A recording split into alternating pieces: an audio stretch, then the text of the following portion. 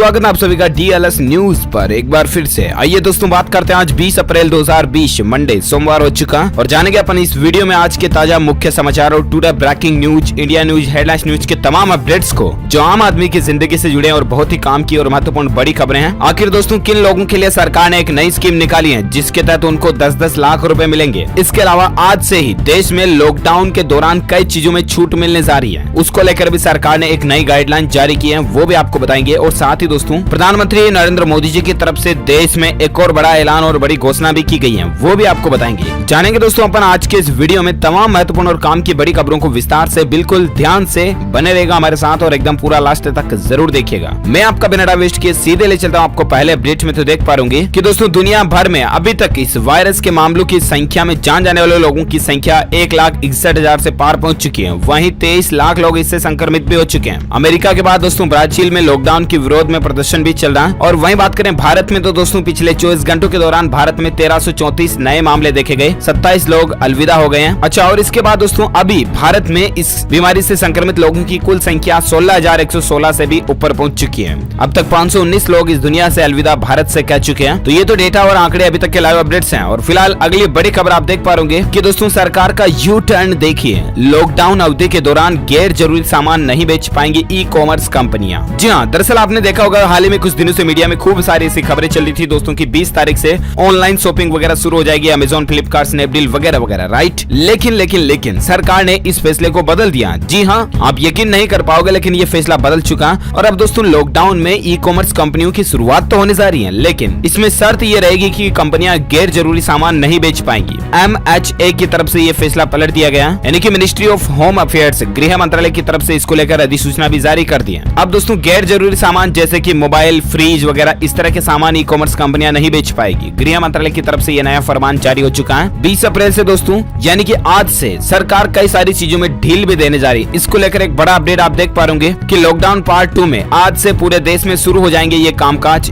यहाँ देखिए इसको लेकर पूरी लिस्ट है। आइए आपको बता दें पूरी लिस्ट की जानकारी थोड़ा विस्तार से। जी हाँ, तो दोस्तों 20 अप्रैल के बाद क्या क्या खुला रहेगा और क्या क्या बंद रहेगा, ठीक है, इसके बारे में मैं आपको कांच की तरह clearly A to Z information बताने जा रहा हूँ। तो 20 अप्रैल से ये सेवाएं शुरू हो जाएगी। किराने की दुकानें और राशन की दुकानें, ठीक है, फल सब्जी के ठेले, साफ सफाई का सामान बेचने वाली दुकानें, इसके अलावा डेयरी और मिल्क बूथ, पोल्ट्री, मीट, मछली और चारा बेचने वाली दुकानें, और साथ ही electrician, IT repairs, plumber, motor mechanic, carpenter, courier, DTH और केबल सर्विसेज जैसी सुविधाएं भी शुरू हो जाएगी। ई कॉमर्स कंपनियां काम करना शुरू कर देंगी लेकिन केवल जरूरी सामान ही बेच पाएंगी। इसके अलावा दोस्तों इसमें शर्तें ये रहेगी कि जिला प्रशासन की ये जिम्मेदारी होगी कि वो सभी जरूरी सेवाओं की होम डिलीवरी का इंतजाम करे, पहली बात। तो दूसरी बात दोस्तों सब कुछ चीजें जितने भी सेवाएं आज से शुरू होने जा रही है सब में सोशल डिस्टेंसिंग रखना जरूरी होगा, यानी कि लोगों से दूरियां बनाकर रखें। किसी भी तरह की दुकान है तो ग्राहक वगैरह कस्टमर सब कुछ एक दूसरे में सोशल डिस्टेंसिंग बनाकर रखें। अब आज से भी दोस्तों 3 मई तक किन किन चीजों पर पाबंदी रहने वाली है लॉकडाउन के दौरान भी,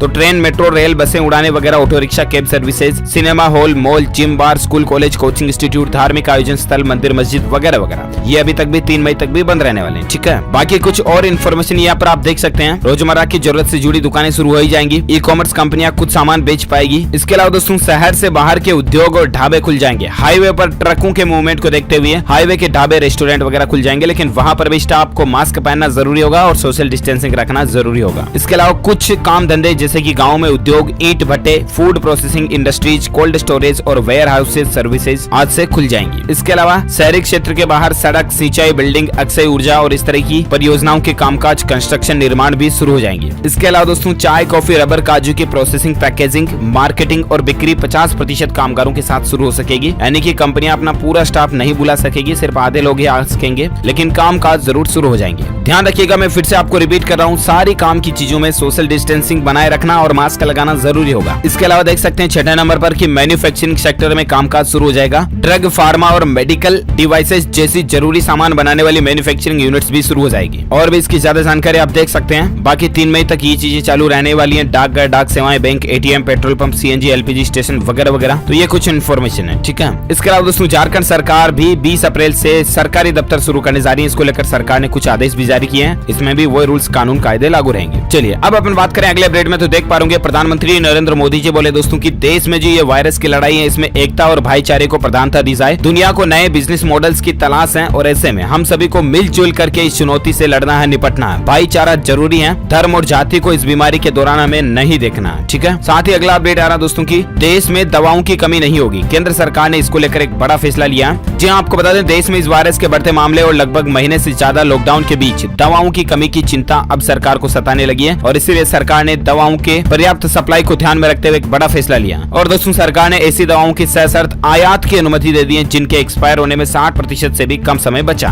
उन दवाओं को अब हम बाहर से भी खरीद पाएंगे, तो ये सुविधा सरकार ने शुरू कर दी है। चलिए साथ ही अगला अपडेट आ रहा दोस्तों की इस बीमारी से महामारी से बचाव के लिए दोस्तों टीवीएस कंपनी ने एक बड़ा कदम उठाया है। 1 मिलियन से भी ज्यादा फेस मास्क बना करके लोगों में बांटे हैं, तो ये अच्छी बात है टीवीएस की तरफ से। और साथ ही नेक्स्ट अपडेट देख सकते हैं कि पोस्ट ऑफिस के कर्मचारी दोस्तों अगर इस वायरस से संक्रमित हो जाते हैं और अगर उनकी जान चली जाती है तो सरकार उनको 10 लाख रुपए देगी। इसको लेकर सरकार ने संचार मंत्रालय ने बड़ी घोषणा कर दी है। तो ये पोस्ट ऑफिस के कर्मचारी जैसे डाकिया वगैरह और कोई वर्कर्स हो गए तो इनको सरकार 10-10 लाख रुपए देगी अगर ये इनकी चपेट में आ जाते हैं तो। चलिए अगला अपडेट आ रहा दोस्तों की अगले 1 साल तक सरकारी कर्मचारियों की पीएम केयर्स फंड में जाएगी 1 दिन की सैलरी। जी हाँ दोस्तों, अप्रैल की सैलरी से लेकर मार्च 2021 तक हर महीने 1 दिन की सैलरी काटी जाएगी और उसको पीएम केयर्स फंड में जमा किया जाएगा। सांसदों की सैलरी के बाद अब सरकारी कर्मचारियों की सैलरी में भी पीएम फंड के सहयोग के लिए सरकार ने एक बड़ा फैसला लिया है। तो ये गवर्नमेंट की तरफ से एक बड़ा अपडेट आप देख पा रहे होंगे। और साथ ही फिलहाल अगला अपडेट है कि जून के बाद दोस्तों खुल सकते हैं सिनेमाघर वगैरह, क्योंकि उसके बाद स्थितियां बेहतर हो जाएगी तो ही खुलेंगे, ध्यान रखिएगा। यूएफओ मूवीज की तरफ से ये बड़ा बयान निकल कर आ रहा है। चलिए साथ ही अगला अपडेट है दोस्तों की इस संकट के बीच इस राज्य से आई सुकून देने वाली खबर, यहाँ पर अब एक भी इस बीमारी का मरीज नहीं बचा। जी हाँ, हम बात करें दोस्तों दरअसल गोवा राज्य की। गोवा के मुख्यमंत्री ने भी दावा किया दोस्तों कि इस राज्य में इस वायरस से संबंधित एक भी केस नहीं बचा। लोगों से 3 मई तक सहयोग मांगा, हालांकि फिर भी 3 मई तक गोवा में लॉकडाउन जरूर जारी रहेगा। लेकिन वाकई में दोस्तों गोवा गवर्नमेंट को और प्रशासन को सैल्यूट, जो बिल्कुल क्लीन कर दिया इसको, और होना भी चाहिए, अच्छी बात है। चलिए साथ ही अगला अपडेट देख पाएंगे कि महाराष्ट्र सरकार ने कहा दोस्तों की किराएदारों को ना निकाले, 3 महीने तक की मोहलत दें उनको। अभी जो देश में संकट की घड़ी चल रही है इस दौरान सरकार ने लॉकडाउन कर रखा और इसका असर लोगों की रोजी रोटी पर तो पड़ ही रहा है। इसके अलावा सबसे ज्यादा मुश्किलें दोस्तों लोअर और मिडिल क्लास के लोगों के लिए आई है, जो स्पेशली बाहर के शहरों में किराए वगैरह पर रह रहे हैं। तो उनसे प्लीज रिक्वेस्ट है मकान मालिकों से कि प्लीज आप अपने किराएदार से किराया ना मांगे 2-3 महीने। परिस्थितियां और देश में जो सिचुएशन चल रही है उसका सपोर्ट करें, आप भी उनका साथ दें। ऊपर वाला भगवान आपकी भलाई करेगा अगर आप भी उनको समझेंगे तो। चलिए साथ ही अगला अपडेट आ रहा दोस्तों इस बीमारी को लेकर देख सकते हैं कि सक्षम स्वास्थ्य कर्मी तैयार करने को सरकार ने शुरू किया डिजिटल प्रशिक्षण मंच। जी हाँ दोस्तों, सरकार ने बड़ी संख्या में इस बीमारी से निपटने में सक्षम स्वास्थ्य कर्मियों को तैयार करने के लिए एकीकृत डिजिटल प्रशिक्षण मंच की शुरुआत की है। और ये मंच जो है ना दोस्तों डॉक्टरों, नर्सों, पैरामेडिकल, स्वच्छता कर्मचारी और प्रौद्योगिकी विदों को इस बीमारी से निपटने के लिए प्रशिक्षित करेगा, यानी कि ट्रेनिंग देगा। तो ये अच्छी पहल है गवर्नमेंट की तरफ से। और साथ ही फिलहाल अगला अपडेट देख सकते हैं दोस्तों अब कार बनाने वाली कंपनी हुंडई भी बनाएगी वेंटिलेटर। इस विदेशी कंपनी के साथ में इस हुंडई कंपनी ने डील की है। और दोस्तों हुंडई कंपनी जो है उसने फ्रांस की company air liquid medical systems के साथ में करार किया। तो ये हुंडई कंपनी की एक बड़ी और अच्छी पहल है दोस्तों देश में अभी जो संकट की घड़ी चल रही है उस दरमियान। और साथ ही अगले अपडेट में बात करें दोस्तों आज के मौसम समाचार को लेकर वेदर न्यूज अपडेट आप देख पाएंगे। उत्तर भारत में बारिश के साथ साथ कई जगहों पर ओले गिरे, जिससे दोस्तों मौसम जरूर सुहाना हो गया। अब आगे अगले 24 घंटों के दौरान मौसम कैसा रहने वाला है, तो दरअसल आप बड़ी खबर देख सकते हैं दोस्तों कि मध्य भारत में प्री मानसून बारिश की चेतावनी है। मध्य प्रदेश, महाराष्ट्र और छत्तीसगढ़ में बेमौसम बारिश हो सकती है। अगले 48 घंटों तक भी इन क्षेत्रों में बारिश के संकेत बन रहे हैं। इन जगहों पर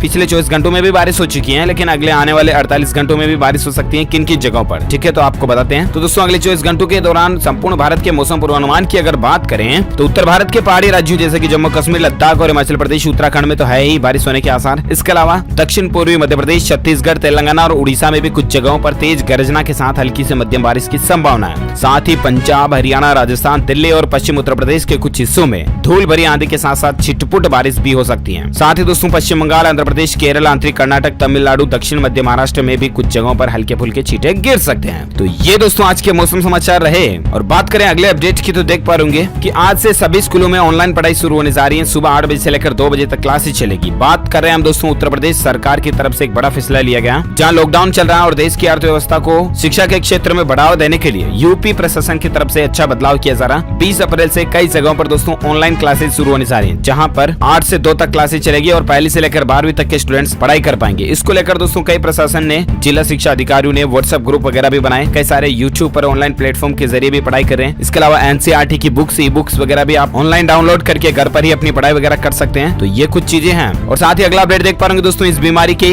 जानकारी से संबंधित एक पोर्टल लॉन्च किया कर्नाटक सरकार ने। इस पोर्टल का वेब एड्रेस भी आप देख सकते हैं। तो इस वेब एड्रेस पर जाकर के आप इसके बारे में कुछ जनरल इन्फॉर्मेशन वगैरह या कोई गवर्नमेंट के इंस्ट्रक्शंस हैं तो उनको चेक कर सकते हैं आप, अगर कर्नाटक राज्य से बिलोंग करते हैं तो। साथ ही अगला अपडेट देख पा रहे होंगे दोस्तों की इन 16 करोड़ लोगों के खातों में सरकार ने ट्रांसफर किए 36,659 करोड़ रुपए। क्या आप भी इनमें शामिल हैं? जी हाँ, तो आपको बता दें, दरअसल दोस्तों बात कुछ यूं है कि जब से सरकार ने लॉकडाउन लगाया उसके बाद गरीबों के लिए, महिलाओं के लिए, बुजुर्गों के लिए, जनधन खाता धारकों के लिए, माताओं बहनों के लिए, गैस सिलेंडर को लेकर, उज्ज्वला योजना से संबंधित कई सारी स्कीमें सरकार ने निकाली है ताकि आम आदमी को परेशानी नहीं हो और गरीबों को ज्यादा से ज्यादा फायदा मिल सके। राशन कार्ड पर राशन देने से संबंधित 1 किलो दाल चावल वगैरह हो गया, जो कुछ भी, बहुत सारी प्लानिंग्स और योजनाओं की डिटेल्स हमने आपको डीएलएस न्यूज के ऊपर बताई थी, राइट। तो ऐसे में दोस्तों ये जो डेटा और आंकड़ा निकल कर आ रहा ना, इसके अनुसार सरकार ने किसानों को भी 2,000 रुपए वगैरह किस्त के रूप में भेजे थे, 500 रुपए जनधन खाता धारकों को, महिलाओं को भेजे थे। ऐसे में टोटल दोस्तों अलग अलग स्कीमों के द्वारा टोटल 36,659 करोड़ रुपए सरकार ने 16 करोड़ लोगों के खातों में ट्रांसफर कर दिए। तो आप भी इसके बारे में ज्यादा जानकारी स्क्रीन पर देख सकते हैं। साथ ही अगला अपडेट देख सकते हैं दोस्तों की लोगों की नौकरियां ना जाए, लाखों लोगों की नौकरियों को बचाने के लिए सीबीडीटी ने रिफंड किया 5,204 करोड़ रुपए। ये भी दोस्तों आमदनी सेक्टर से जुड़े लोग ज्यादा प्रभावित अभी लॉकडाउन के चलते हो रहे हैं, तो उन लोगों को परेशानियों से बचाने के लिए इनकम टैक्स डिपार्टमेंट की तरफ से हजारों करोड़ रुपए रिफंड भी किए जा चुके हैं। तो ये अच्छी राहत की बात है। साथ ही अगला अपडेट देख सकते हैं कि सरकारी दफ्तरों के खुलने का दिशा निर्देश जारी हो चुका, लेकिन ऑफिस आते या जाते समय स्क्रीनिंग की जाएगी स्टाफ की। जी हाँ, तो दरअसल दोस्तों आज से 20 अप्रैल से ही कई सारे सरकारी कार्यालयों में कर्मचारियों की संख्या बढ़ेगी, कामकाज शुरू होंगे, लेकिन आते जाते समय दौरान उनकी स्क्रीनिंग अनिवार्य होगी। ये सरकार की तरफ से एक बड़ा फैसला है। और साथ ही दोस्तों 20 अप्रैल से सरकार आज सॉवरेन गोल्ड बॉन्ड स्कीम के तहत 6 किस्तों में सोना भी बेचने जा रही है। आप ऑनलाइन सोना खरीद सकते हैं, सस्ते में खरीद कर महंगे में बेचकर इस तरह से कमाई कर सकते हैं online sovereign gold bond scheme के जरिए। ठीक है, घर बैठे बिजनेस करने का ये लॉकडाउन के दौरान आपके पास एक अच्छा विकल्प भी हो सकता है। अगला अपडेट देख सकते हैं कि रोहिंग्या मुसलमानों पर गृह मंत्रालय का अलर्ट है। तबलीगी जमात में जो शामिल हुए थे वो लोग सावधान रहें और हो सके तो जरूर अपने नजदीकी मेडिकल हॉस्पिटल सेंटर जाकर के चेकअप जरूर करवाएं। तो दोस्तों इसी के साथ ही यह आज की बड़ी खबरें, मुख्य समाचार, today breaking news, India news, headlines news का अपडेट वीडियो फिनिश होता है। और हाँ, साथ ही आप मुझे नीचे कमेंट करके अभी का अभी बताओ दोस्तों की अभी दुनिया के कौन से देश में इस बीमारी की सबसे ज्यादा लोगों की संख्या हो चुकी है, इस बीमारी के संक्रमण की संख्या जो सबसे ज्यादा कौन से देश में हो चुकी है। जो लोग इस सवाल का सही जवाब इस वीडियो के नीचे कमेंट बॉक्स में देंगे ना,